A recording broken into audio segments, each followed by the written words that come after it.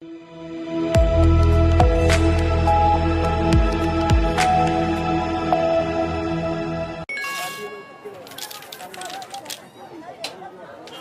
मूंगफली बेचते हैं, अपना अकल नहीं। ये मैसेज देखिए, कहते हैं लॉटरी लगी है, लिंक क्लिक करके यूपीआई पिन डालो पैसा मिलेगा। अरे हमको मालूम नहीं है क्या? इधर यूपीआई पिन डाला, उधर पैसा पैसा गायब। मूंगफली वाला हूँ, मूर्ख नहीं हूँ। याद रहे, यूपीआई कहता है अगर कोई लालच दे तो कहो मैं मूर्ख नहीं हूँ।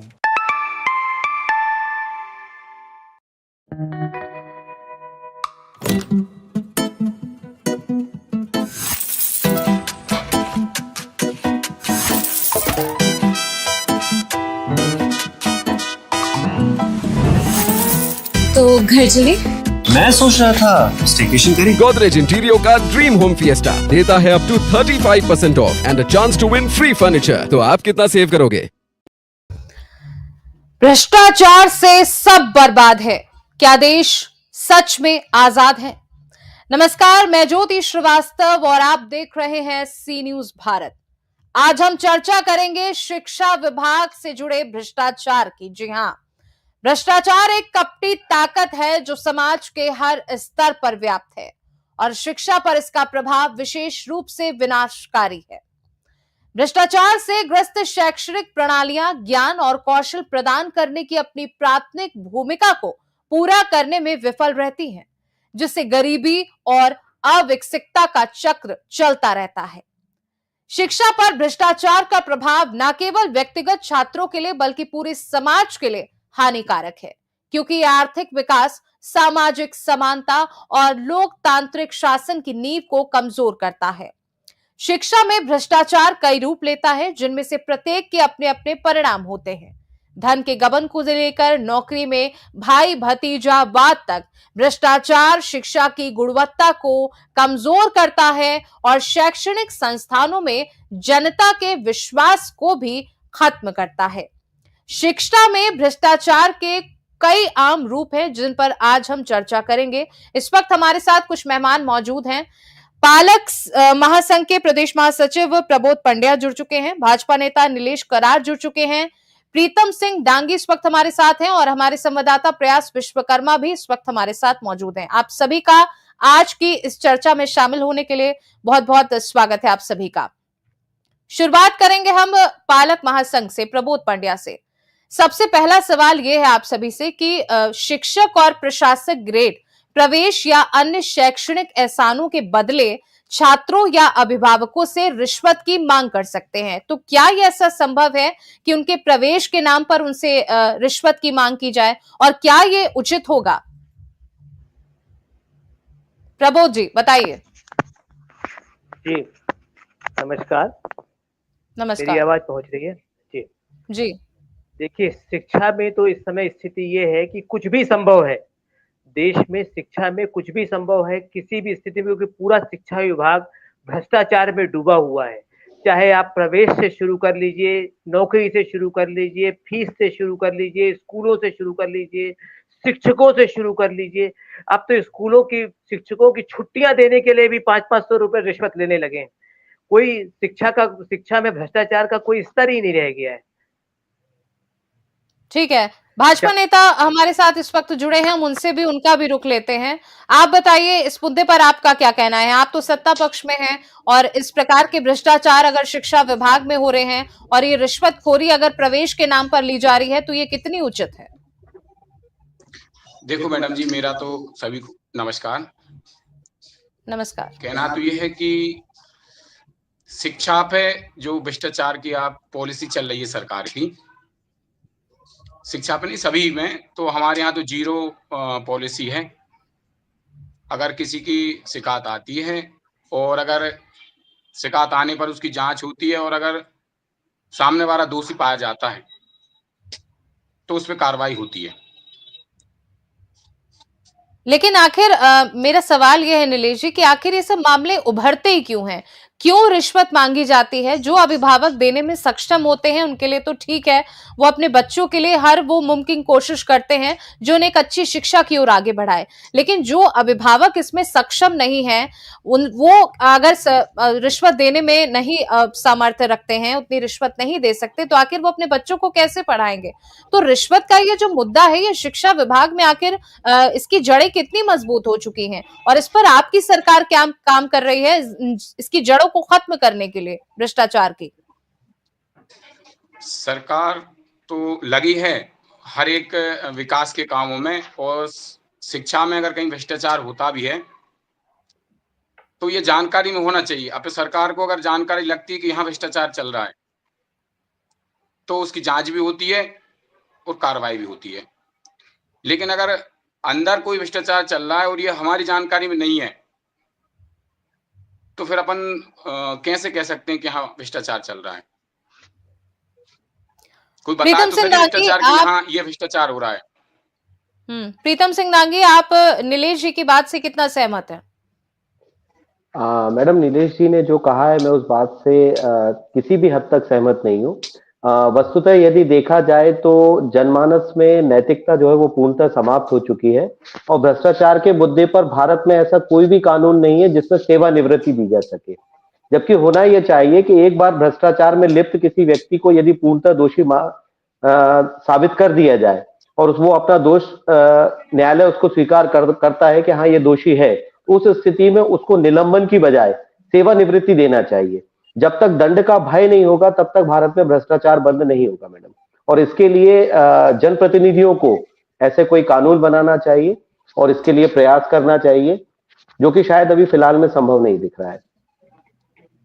ठीक है, अब आप सबसे इस सवाल पर मैंने आप सबका रुक जाना है। अब हमारे संवाददाता प्रयास विश्वकर्मा जो कि ग्राउंड पर मौजूद रहते हैं और जगह जगह के कॉलेज और स्कूलों में जाकर ये देखते हैं कि आखिर वाकई इन खबरों में सच्चाई है या फिर ये सिर्फ हवा हवाई साबित हो रहा है। तो प्रयास, आप बताइए कि ये जो भ्रष्टाचार को लेकर नीलेश जी ने अपना बयान दिया, उसके बाद प्रीतम सिंह दांगी का कहना है कि वो इन सब बातों से सहमत नहीं है और प्रबोध पंड्या ने भी इस पे अपनी राय रखी। तो क्या इन सब बातों का आधार क्या है और क्या वाकई भ्रष्टाचार मध्य प्रदेश में चरम पर पहुंच चुका है या फिर ये अभी धीरे धीरे अपनी पैठ जमा रहा है? नमस्कार। देखिए, मैं बताना चाहूंगा आपको कि जो जनपद उपाध्यक्ष नीलेश किरार जी ने जो आपको जानकारी बताई, उनने वैसे सही जानकारी बताई है कि जैसे कि हमको किसी का पता ही नहीं चलेगा कि ये भ्रष्ट शिक्षक है तो उस विषय पर हम कैसे कार्रवाई कर सकते हैं। अगर हमको थोड़ी सी भी जानकारी लगती है कि ये शिक्षक यहाँ स्कूल में पैसे लेकर छुट्टी देता है या कुछ भी करता है, बच्चों को पढ़ाता नहीं है, भ्रष्टाचार है, तो उस पर कार्रवाई होती है बाकायदा। लेकिन अभी सिरोंज का मामला जो था, सिरोंज के पास एक ग्राम में जिसमें शिक्षक स्कूलों में सोते हुए नजर आए थे, उस विषय पर मैं पूछना चाहूंगा क्या किस कारण से कैसे क्या कार्रवाई नहीं हुई। और आपने जो अभी विदिशा जिले में शिक्षा विभाग में हो रहे भ्रष्टाचार को लेकर विदिशा में कलेक्टर साहब को ज्ञापन सौंपा था, उस विषय पर क्या राय है? देखो, मैं जनपद उपाध्यक्ष हूँ नटेरन पंचायत से, जनपद पंचायत से। और जब मैं जनपद उपाध्यक्ष होता है वो शिक्षा समिति का अध्यक्ष होता है। तो जब मैं स्कूल चेक करने गया, हमारे जनपद क्षेत्र में 84 पंचायत आती हैं, उनमें जो विद्यालय आते हैं 312 विद्यालय हैं सरकारी। तो कुछ विद्यालय को मैं चेक करने गया तो हमारे कुछ ऐसे विद्यालय जिनमें बहुत अच्छी सुविधाएं हैं, पढ़ाई भी है, सब कुछ है, लेकिन कुछ विद्यालय ऐसे हैं जहाँ शिक्षक टाइम पे नहीं आ रहा है। और सबसे बड़ा यही मुद्दा है कि शिक्षक टाइम पे नहीं आते हैं। शिक्षक टाइम पे क्यों नहीं आते हैं, क्या कारण हो सकता है इसका? अच्छा, कुछ विद्यालय हमारे ऐसे थे जहाँ पे टीचर सालों से नहीं आ रहा है, महीनों से नहीं आ रहा है। रजिस्ट्री जो रजिस्टर रहता है उपस्थिति पंजी वाला, उस रजिस्टर पर अनुपस्थित लिखा है। जो अधिकारी चेक करने आते हैं, उपस्थिति पंजी जो रहती है और निरीक्षण पंजी जिसे बोलते हैं, निरीक्षण करके वो लिख के जाते हैं।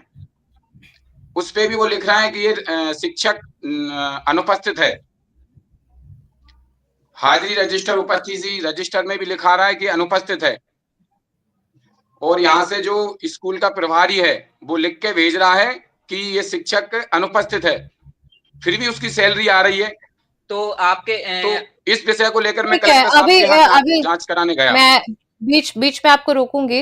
अगला सवाल अब मैं उठाती हूँ। प्रयास जी का तो ये सवाल था, अब अगला सवाल मैं उठाती हूँ गबन से जुड़ा हुआ, जहां पाठ्य पुस्तकों और बुनियादी ढांचे जैसे शैक्षिक संसाधनों के लिए आवंटित धन को अक्सर भ्रष्ट अधिकारियों द्वारा हड़प लिया जाता है, जिससे स्कूलों को कम धन मिलता है और वे खराब तरीके से सुसज्जित होते हैं। कई बार ऐसी खबरें सामने आती हैं, चाहे मध्य प्रदेश हो या फिर अन्य राज्य हो, कि स्कूलों की छत जो है प्लास्टर टूट रहा है, पानी चू रहा है, बच्चे वहां पढ़ने को मजबूर हैं, और कई बार ऐसी घटनाएं भी सामने आई जिसमें बच्चे चोटिल भी हुए।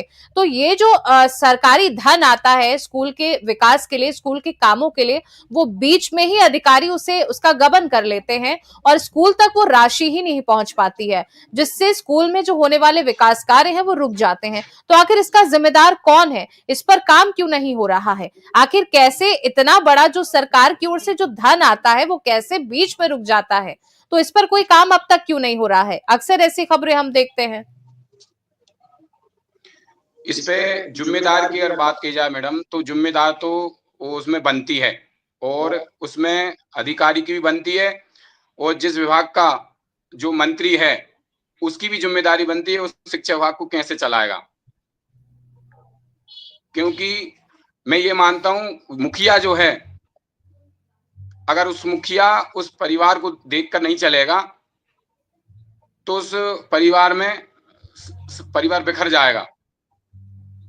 यही शिक्षा विभाग का है। शिक्षा विभाग में एक जागरूक और अच्छे व्यक्तियों की कमी है। अगर अच्छे व्यक्ति इसमें इन्वॉल्व हों और भाग लेकर इसमें करें तो सुधार तो होगा। प्रबोध पंड्या जी, नीलेश जी कह रहे हैं कि अच्छे व्यक्ति इसमें इन्वॉल्व हो शिक्षा विभाग में तो जो है काम अच्छा होगा और लोग जागरूक होंगे और ऐसा भ्रष्टाचार नहीं होगा। तो क्या लगता है आपको कि अच्छे व्यक्ति डालने का शिक्षा विभाग में कार्य ये किसका है? ये कौन देखेगा कि शिक्षा विभाग में कौन व्यक्ति अच्छा है, कौन बुरा है, कौन भ्रष्टाचार कर रहा है, कौन भ्रष्टाचार को रोक रहा है? ये देखने का काम किसका है? देखिए, इसका देखने का काम सरकार का है, विशेषकर मंत्री जी का है। जो उस विभाग के मंत्री रहते हैं सबसे पहले उनकी जिम्मेदारी बनती है। एक नंबर, जब हमारे प्रदेश के मंत्री जी कहते हैं कि 500 शिक्षक ठेके पे चल रहे हैं, कल ही उनका बयान आया है कि 500 शिक्षक ठेके पे हैं, अपनी सैलरी से 2000-5000 रुपए दे करके दूसरों को रखा हुआ है और घर में अपना आराम कर रहे हैं। और वो बता भी रहे हैं कि हमारे जिले में ही 100 शिक्षक ऐसे हैं जो इस काम में लिप्त हैं। तो अब आप बताइए कि कौन देखेगा? जब आपका मंत्री खुद इस बात को तकदीर कर रहे हैं कि हमारे यहाँ की स्थिति ये है कि शिक्षा ठेके पे चल रही है, स्कूल ठेके पे चल रहे हैं, तो आप किसकी जिम्मेदारी मानेंगे? जब हमारे यहाँ का ऊपर से ही पूरा व्यवस्था भ्रष्ट है, तो नीचे के कर्मचारी क्या करेंगे? सबसे बड़ जी, तो मेरा ये कहना है कि जी बताइए। मेरा ये कहना है जो वास्तव में जो शिक्षा विभाग है वो पूरी तरह से ऊपर से नीचे तक भ्रष्ट है। वास्तव में अगर 40 करोड़ के हमारे यहाँ सीएम राइस स्कूल बन रहे हैं, 1 साल हुआ नहीं है, ऊपर से टपकने लगे हैं, सीपे जाने लग गई है, तो कब तक देखेंगे? प्रीतम जी, इस पे आपकी क्या राय है इस मुद्दे पर? प्रयास जी आपके पास आएंगे। मैडम, वास्तव में ये मुद्दा जो है वो नेमत का नहीं, ये नियत का है। नेमत तो सरकार बहुत दे रही है, लेकिन नियत नहीं है। यदि नियत वास्तव में कार्य करने की होती तो इतना बड़ा शिक्षा विभाग का अमला है। मेरे ख्याल से मध्य प्रदेश में सबसे ज्यादा कर्मचारी यदि किसी विभाग में है तो वो शिक्षा विभाग में, सबसे ज्यादा धनराशि यदि किसी विभाग में खर्च होती है तो वो शिक्षा विभाग में खर्च होती है। इसके बाद यदि गुणवत्तापूर्ण शिक्षा प्रदान नहीं कर पा रहे हैं तो ये तो मैडम सिर्फ नियत पे ही शंका की जा सकती है। और जब जैसा कि अभी प्रबोध जी ने बहुत अच्छा बताया कि मंत्री जी ने स्वीकार किया है कि उनको 500 से अधिक शिक्षकों की जानकारी है, तो मेरे ख्याल से शाम तक तो ये सूची जारी हो जाना चाहिए कि उन 500 शिक्षकों को सेवानिवृत्त कर दिया गया है, अगर नियत साफ है तो। प्रयास, अब आप बताइए, आप कितने स्कूलों में गए हैं जहां आपको ऐसी व्यवस्था देखने को मिली है कि विकास कार्य जो है विद्यालय में या कॉलेजों में अधूरे हुए हैं, बच्चे ऐसे क्लासरूम में पढ़ने को मजबूर हैं जहां ढंग से छतों पर प्लास्टर भी नहीं हुआ है और पानी टपक रहा है? कितने ऐसे मध्य प्रदेश या फिर विदिशा में ऐसे आपको विद्यालय देखने को मिले जहां पर वाकई ऐसी व्यवस्था नजर आई है?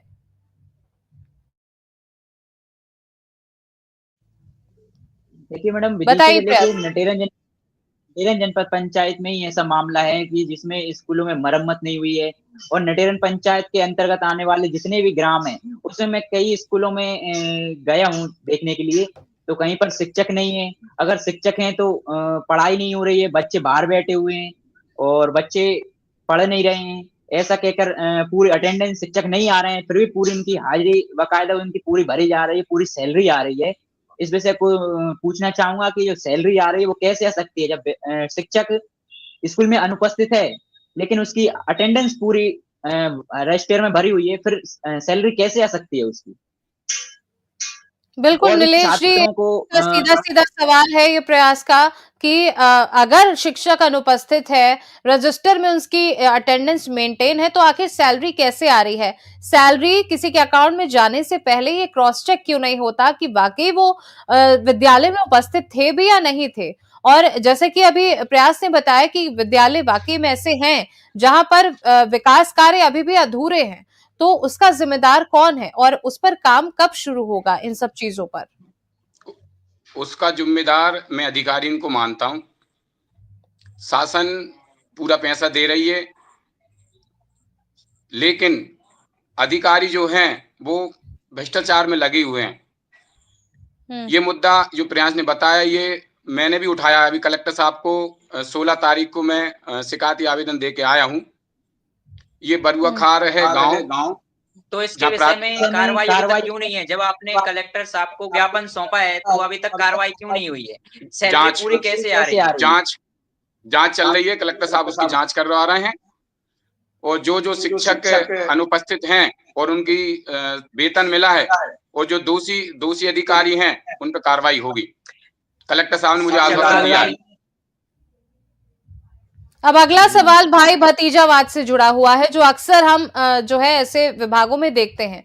भर्ती प्रथाएं योग्यता के बजाय व्यक्तिगत संबंधों से प्रभावित हो सकती हैं, जिसके कारण शिक्षा के क्षेत्र में अयोग्य व्यक्ति प्रमुख पदों पर आसीन हो जाते हैं। कई बार हम देखते हैं कि जान पहचान होने के चलते किसी ऐसे व्यक्ति को भर्ती दी जाती है जो उसके योग्य ही नहीं होता है। हम किसी ऐसे बच्चे को उस एडमिशन ले लेते हैं रिश्वत लेने के बाद, या फिर अपने कनेक्शन या फिर रिश्तेदारी होने के बाद, जिसमें वो बच्चा योग्य नहीं है, और जो योग्य है वो सिर्फ इसी भाई भतीजावाद के चक्कर में पिस कर रह जाता है। तो इस पर काम कब होगा? और ये जो लगातार खबरें सामने आती हैं भाई भतीजावाद की, तो इस चक्कर में जो योग्य बच्चे हैं वो कहीं ना कहीं पिस रहे हैं, तो आखिर इसका निवारण कब होगा? नीलेश जी, सबसे पहले आप ही जवाब दीजिए। शासन, हमारी मध्य प्रदेश सरकार जो लगी है, जो हमारे मध्य प्रदेश के मुखिया हैं, वो रात दिन इसी विचार में लगे हैं कि हमारे मध्य प्रदेश का विकास कैसे हो। हमारे भारत के यशस्वी प्रधानमंत्री वो भी इसी में लगे हैं कि हमारा भारत विकसित से अब विकासशील होए। ऊपर से नीचे तक सारी योजनाएं जो आ रही हैं अब ऑनलाइन कर दी हैं। सारा पैसा ऑनलाइन के माध्यम से मिल रहा है। भ्रष्टाचार जो पहले कांग्रेस के शासन में होता था, उस भ्रष्टाचार को अब बहुत मध्यमा लोग 0% पे भ्रष्टाचार की बातें आने लगी हैं।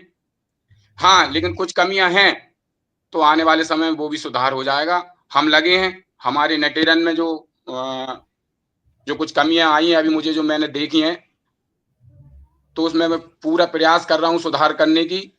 और ऊपर तक अगर मुझे लगेगी जरूरत तो मैं ऊपर तक ये मुद्दा ले जाऊंगा, चाहे मुझे मुख्यमंत्री तक भी जाना पड़े। तो ये सुधार के लिए मैं माननीय हमारे मध्य प्रदेश के एसएसजी मुख्यमंत्री जी से मिलूंगा, वो ये कमियां हैं उनको बताऊंगा। प्रबोध जी, अब आपसे एक बार फिर से सवाल का रुख जानते हैं। ये भाई भतीजावाद की प्रक्रिया से आप कितना सहमत हैं? क्या आपको नहीं लगता कि अक्सर ये विद्यालयों के एडमिशन के टाइम पे ऐसा होता है कि किसी जानने वाले बच्चे को एडमिशन दे दिया जाता है जिसके मार्क्स भी शायद उतने अच्छे ना हो और वो उस योग्य हो भी ना, लेकिन फिर भी जान पहचान के चलते उसको विद्यालय में प्रवेश कर लिया जाता है, और ऐसे में जो योग्य बच्चा है, जो वाकई अगर उसको एडमिशन मिले तो वो एक अच्छा मुकाम हासिल करेगा, भविष्य में देश का नाम रोशन करेगा, ऐसा बच्चा जो है कहीं कहीं ना कहीं अछूता रह जाता है। तो ये भाई भतीजावाद की जो प्रक्रिया चलती है या फिर चल रही है, इस पे नीलेश जी ने जो अपना रुख दिया है कि वो काम करेंगे इस पे, मुख्यमंत्री तक से इस बात को जो है उनके समक्ष रखेंगे, तो आप इस बात से कितना सहमत हैं कि ये प्रक्रिया आखिर मतलब ये बहुत ढीली प्रणाली है, इस पे काम बहुत तेजी से करना होगा, क्योंकि अभी जो मौजूदा हालात हैं वो ये बता रहे हैं कि शिक्षा विभाग में जो भ्रष्टाचार है वो चरम पर पहुंच चुका है। माननीय महोदय बता देखिए रहे मैडम, हैं मैं 20 साल प्रमोद से जी उनकी बताइए। सरकार है जी। 20 साल से उनकी सरकार है, अभी तक वो कौन से मुख्यमंत्री के पास पहुंचे ये हमें समझ में नहीं आता। 20 साल में तो एक पूरी पीढ़ी आगे बढ़ चुकी है, तो सरकार से तो बहुत कम उम्मीदें हैं। लेकिन और रही बात बच्चे, देखिए बच्चे होशियार या खराब नहीं होते हैं, बच्चे तो हमेशा एक देखिए जैसे ही प्रमोद होते हैं। पांडे जी, नीलेश जी प्रयास द्वारा जी उनको अपनी बात पूरी करने दीजिए, प्रयास जी उनको बात पूरी करने दीजिए, फिर आप बोलिएगा। देखिए बच्चे तो एक जैसे ही होते हैं, बच्चों में तो कोई भ्रष्टाचार की बात नहीं है। हाँ, एक बात जरूर है, नियुक्तियों में बहुत तेजी से भ्रष्टाचार है। एडमिशन जो है पहली क्लास, दूसरी क्लास या 5वीं क्लास या 8वीं क्लास में कोई खास भ्रष्टाचार नहीं। हम तो चाहते हैं बच्चे सभी हों, सभी अच्छे हों, और बच्चे सभी अच्छे होते ही हैं। हम उनको अच्छे और खराब करते हैं, हमारे पास शिक्षक ही नहीं है। शिक्षक भर्ती में भ्रष्टाचार है, शिक्षक पढ़ाने ही नहीं आएंगे। स्कूल में 17,000 स्कूल हमारे प्रदेश में ऐसे हैं जो एक शिक्षकों के भरोसे हैं। 6,000 स्कूल ऐसे हैं जिनमें एक भी शिक्षक नहीं है। आप सोचिए, 37,000 स्कूल ऐसे हैं जिनमें केवल 2 शिक्षक हैं, और कुछ स्कूल ऐसे हैं जहाँ 5 शिक्षक होने चाहिए, वहाँ 20 शिक्षक है। तो अगर जिस तरीके से जो चल रहा है, ये जो प्रोसेस है, ये सिर्फ भ्रष्टाचार के कारण ही है। जब मालूम है कि स्कूल में 5 आदमी की पोस्ट है, तो 20 आदमियों की नियुक्तियां कैसे हो जाती हैं? केवल भ्रष्टाचार से होती है, दूसरे कोई तरीका नहीं। सरकार को सब मालूम है, सरकार यूडाइस पोर्टल बना हुआ है, सरकार के पास पोर्टल है, हर एक आदमी की उनके पास इंफॉर्मेशन है, जानकारी है, सब ऑनलाइन पोस्टिंग हो रही है, तो क्यों नहीं मालूम हो पा रहा है? सबसे बड़ी बात यह है कि इसमें किसी भी स्थिति में जो भाई भतीजावाद जो है पूरी तरह से लगा हुआ है, ऊपर से नीचे तक अपने लोगों को भर्ती करते हैं, उनसे पैसा ले लेते हैं, और उसके बाद बोलते हैं कल से मत आना, आपकी जरूरत नहीं है, आप तो आराम करो, घर पैसे पहुंच जाएगा। तो स्थिति ये बन चुकी है। जो शिक्षक है वो आता नहीं है। आप देखिए कि कितने लोग आज की स्थिति में, हमारे यहाँ 1 लाख शिक्षक है, जिसमें से 15,000 आदमी हमेशा छुट्टी पे होते हैं। तो स्थिति ठीक इतनी है खराब प्रयास है। जी, अब आप क्या कह रहे थे, वो अपना रुख बताइए। देखिए प्रमोद पांडे जी ने वैसे सही कहा है कि नीलेश जी ने भी सही कहा है कि हमने जो आपके द्वारा बताए गए हैं उन पे स्कूलों का निरीक्षण किया है उन्होंने, लेकिन हम्म, कलेक्टर साहब को उन्हें ज्ञापन दिया है। मेरा ये कहना है कि जो शिक्षक स्कूल में उपस्थित नहीं होती हैं उनकी सैलरी कैसे आ सकती है? हम्म,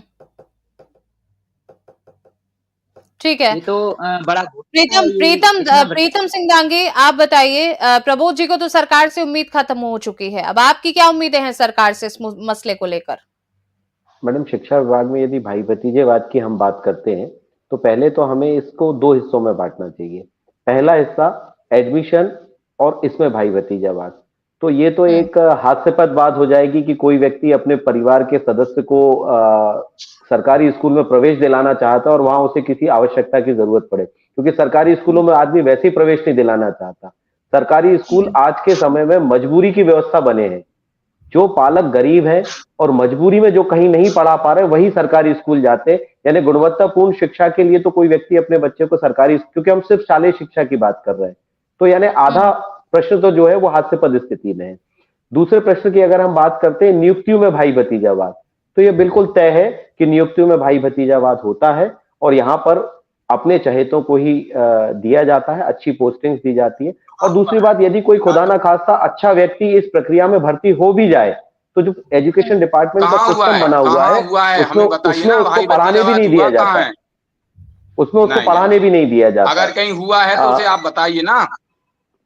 ये बताने भाई की जिम्मेदारी भतीजावाद अगर महोदय आपको हमारी लग रहा नहीं है है। तो कहाँ ये हुआ है? बताने की जिम्मेदारी हमारी नहीं है। ये पता करने की जिम्मेदारी भी शासन की है, क्योंकि भारत का जो नहीं तो पता अगर गणतांत्रिक प्रणाली है। पता चलता है तो उस पर कार्रवाई भी होती है। देखिए नीलेश जी सही कह रहे हैं कि जो व्यक्ति उनके सामने सामने आएगा आएगा कि कि ये ये यहाँ यहाँ पर भ्रष्टाचार है, तो वहां पर इनकी सरकार कार्रवाई करेगी। सर लेकिन जब इनको पता ही नहीं, पता ही नहीं है कि यहाँ पर भ्रष्टाचार हो रहा है, कोई बताएगा ही नहीं। क्योंकि देखो ग्राम के व्यक्ति को बताना चाहिए, मुद्दे उठाने के लिए मैं हूँ ग्राम के। तो मैं बता रहा हूँ साफ साफ कि स्कूलों में शिक्षक नहीं उपस्थित होते, लेकिन फिर भी प्रयास जी प्रीतम जी को अपना रुख रखने दीजिए। और बीजेपी के जो नेता हैं वो अपना रुख रख रहे हैं, आप अपनी बात रखिएगा। बताइए प्रीतम जी। मैडम, जब हमारी न्याय प्रणाली में ऐसा नियम ही नहीं है कि आप उसको सेवानिवृत्त कर सकते हैं, तो बताने के बाद भी हल क्या निकलेगा? यदि मान के चलिए सेवानिवृत्ति का ऑप्शन होता, अभी 8 या 10 दिन पहले पेपर में ये चीज आई थी कि किसी भी चीज में सेवानिवृत्ति का ऑप्शन न्याय प्रणाली में नहीं है। आप मात्र क्या कर सकते हैं? आप उसका तबादला कर सकते हैं। कुछ दिनों बाद वो अपनी चहेती पोस्ट पे वापस आ जाएगा। आप उसका निलंबन कर सकते हैं। निलंबन में आपको उसको आधी तनख्वाह देनी ही पड़ेगी, बाद में वो भी उसको वापस मिल जाएगी। होगा क्या किसी को बताने से? ये पूरी चीज सिर्फ एक व्यवस्था पर निर्धारित है। इसमें यदि कोई अच्छा व्यक्ति कभी पहुंच भी जाएगा तो इस व्यवस्था में उसको भी काम नहीं करने दिया जाएगा। जब तक हम इस नियत पे नहीं आएंगे कि हमें गुणवत्तापूर्ण शिक्षा प्रदान करना है। एक बहुत छोटा सा उदाहरण मैं देता हूं आपको। प्राइवेट स्कूलों को आरटी के लिए प्रति छात्र मात्र 6,000 रुपए दिए जा रहे हैं, जिसमें वो बच्चों को गुणवत्तापूर्ण शिक्षा प्रदान कर रहे हैं। और सरकारी स्कूल में उसका 6 गुना यानी 33,000 से लेकर 36,000 रुपए तक प्रति छात्र खर्च हो रहा है। जब 6 गुना होने के बावजूद, इतने प्रशिक्षित शिक्षक होने के बावजूद, इतने बड़े इंफ्रास्ट्रक्चर होने के बावजूद यदि नहीं पढ़ा पा रहे, तो शक तो नियत पे ही होगा ना। और जनप्रतिनिधि किस काम के लिए होते हैं? जनप्रतिनिधि पता ही तो लगाने के लिए होते हैं गलती कहां हो रही है। पूरा विभाग किस चीज के लिए होता है? यही तो पता करने के लिए लगाते कि गलती कहां होती है। यदि आम आदमी गलती के लिए पता करेगा तो आम आदमी अपना काम कम करेगा। आम आदमी किसी भी जनप्रतिनिधि को मात्र इसलिए चुनता है कि उससे रिलेटेड जो समस्याएं हैं, उससे रिलेटेड जो चीजें हैं, उनको वो रखे। नीलेश जी ने बहुत अच्छी बात रखी कि अभी इन्होंने कई जगह, जैसा उन्होंने बताया कि उन्होंने कई जगह देखा है और कलेक्टर साहब से मिले। अगर नीलेश जी जैसे जनप्रतिनिधि और हमारे क्षेत्र में आगे आए और इन व्यवस्थाओं को देखें, तो संभवतः शायद विदिशा जिले में ये काम हो पाए। इसके लिए मैं नीलेश जी को धन्यवाद देता हूं कि उन्होंने ये काम किया। बिल्कुल, एक आखिरी सवाल, चूंकि समय की भी सीमा है, एक आखिरी सवाल आप सभी से लूंगी।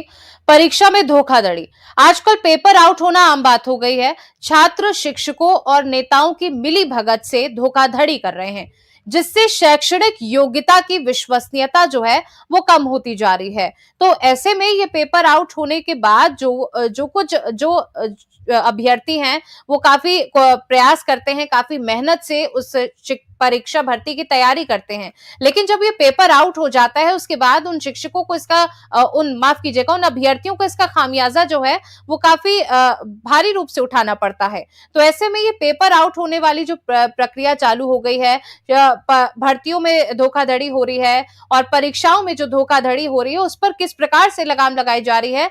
अभी हाल ही में परीक्षा हुई है, उसपे भी सरकार की ओर से काफी पुख्ता इंतजाम किए गए थे, जगह जगह लोगों की ड्यूटी तैनात की गई थी। तो ऐसे में आगे आने वाली परीक्षाओं के लिए अब सरकार इस पर किस प्रकार से प्रतिबद्ध है, किस प्रकार से काम करने की तैयारी कर रही है? नीलेश जी, आप अपना रुख रखिए, 30 सेकंड में अपनी बात पूरी करिए। सरकार बहुत चिंतित है इस विषय को लेकर और आने वाले समय में आपको कभी ऐसी शिकायतों की मौका नहीं मिलेगी। मोदी जी और हमारे माननीय मुख्यमंत्री जी भ्रष्टाचार को लेकर बहुत चिंतित हैं और आने वाले समय में आप देखना, जब इतना हमारे मध्य प्रदेश का और हमारे देश का विकास हुआ है, तो आने वाले समय में भी आप बहुत कुछ देखोगे। नहीं होगा ऐसा। प्रबोध जी, आप बताइए, पेपर आउट हो रहे हैं और लगातार छात्र प्रदर्शन भी कर रहे थे इसके लिए, तो इस पर आखिर किस तरह से लगाम लग सकेगी? आप अभी नीलेश जी ने कहा कि सरकार इस पर काम कर रही है और अभी हालिया में जो उत्तर प्रदेश में जो एग्जाम हुए उस पर भी हमने देखा, तो किस प्रकार से आपको लगता है कि इस पर और काम करने की जरूरत है और सरकार इसमें कहाँ कमजोर पड़ रही है? 30 सेकंड में अपनी बात पूरी करिए। सरकार की सबसे बड़ी बात है नैतिक जिम्मेदारी है और सरकार जो है सरकार को ये तंत्र में ये देखना होगा कि कहाँ से लीकेज हो रही है। जब ये आप देखिए यूपीएससी का एग्जाम हो रहा है, मैं पिछले 50 सालों से देख रहा हूँ, 40 साल हो गए यूपीएससी के एग्जाम होते हुए, आज तक तो मैंने पेपर आउट होते हुए नहीं सुना। बाकी जगह हो रहा है, उनसे क्यों नहीं प्रेरणा ले सकते हम, जब हमारे पास एक साक्षात उदाहरण है जहां पर आप देखिए कभी पेपर आउट नहीं हुए, कोई दाग नहीं लगा यूपीएससी के ऊपर आज तक, तो क्यों नहीं किया जाता? उनसे क्यों नहीं प्रेरणा ली जा सकती? जबकि वो रिटर्न एग्जाम लेते हैं, ऑनलाइन एग्जाम भी नहीं लेते और लाखों करोड़ों लोगों का एग्जाम कराते हैं, उसके बाद भी उनका पेपर आउट नहीं होता। तो इसका मतलब ये है कि कहीं न कहीं व्यवस्था में ही लीकेज है और अपने ही लोग हैं जो इसमें शामिल हैं, जो इसको आगे बढ़ाना चाहते हैं और अपने लोगों को व्यवस्था में अंदर लाना चाहते हैं। नीलेश जी ने जो बात कही है कि उनकी पार्टी ने सब कुछ व्यवस्थाएं बना रखी हैं, लेकिन ऐसा क्या कारण है कि इसमें परीक्षाएं भंग कर दी जाती हैं? नीलेश जी की सरकार बहुत अच्छे विकास किए हैं, बहुत अच्छी तरीके से सिस्टम बाय सिस्टम सब चल रहा है, तो क्या कहना है इस विषय का, क्यों होती हैं रद्द पेपर? और छात्रों ने अभी कुछ दिन पहले लटेरी का मामला है कि टीचर उनकी कॉपियां लेकर फेंक देती हैं। ऐसी कौन सी बात है कि छात्रों के साथ अन्याय किया जा रहा है, थोड़ी सी बात पर लाल कलम चला देते हैं। जवाब दीजिए नीलेश जी। जानकारी में अगर कोई मामला आता है तो उसे शासन स्तर पर कार्रवाई होती है। हम जब भी ऐसा हमें कोई जानकारी मिलता है तो हमारी शासन को मिलता है तो निर्देश भी दिए जाते हैं और उसको उसका दंड भी मिलता है। पालक ठीक है, अब प्रीतम जी आप बताइए। ठीक है प्रीतम जी आप बताइए, शिक्षा व्यवस्था का जो ये लीकेज है वो कैसे भरा जाएगा, आप बताइए। मैडम, जहां तक मेरा मानना है कि मानव स्वभाव में अपनों के लिए करना और उसके लिए अनुचित साधनों का उपयोग करना, ये मानव स्वभाव है। इसको पूरी तरह हटाया तो नहीं जा सकता, लेकिन इस पे अंकुश लगाया जा सकता है और अंकुश लगाने का काम जिम्मेदार लोगों का होता है। जिम्मेदार लोग दो स्तर पे होते हैं। पहले होते हैं प्रशासनिक स्तर पे, यानी जिनको हम शासकीय कर्मचारी या अधिकारी कहते हैं, और दूसरे होते हैं जनप्रतिनिधियों के स्तर पे। यहां पर अंकुश लगाने का काम मात्र इनका है और इसके लिए किसी भी अन्य व्यक्ति को यह कहना कि वो हमें सूचित करे, जब आप लोग इसी काम के लिए है कि आप निरीक्षण करेंगे। आप देखिए शिक्षा विभाग में डीओज है, उसके बाद उनके पास सीएससी है, यानी कि 10 से 12 स्कूलों के जांच करने के लिए एक सीएससी है, जिस सीएससी का काम पढ़ाना बिल्कुल नहीं है, जिस सीएससी का काम पूरा ये है कि सिर्फ उसी को निरीक्षण करना है। जब उसी को निरीक्षण करना है तो गलती दूसरा आदमी क्यों बताएगा? और जब उस पे निरीक्षण करने के लिए, उसको जिम्मेदारी को देखने के लिए आपके पास बीआरसीज हैं, डीपीसीज हैं, लोग बाग वीडियो वायरल कर रहे हैं, इसके बाद क्या प्रूफ चाहिए?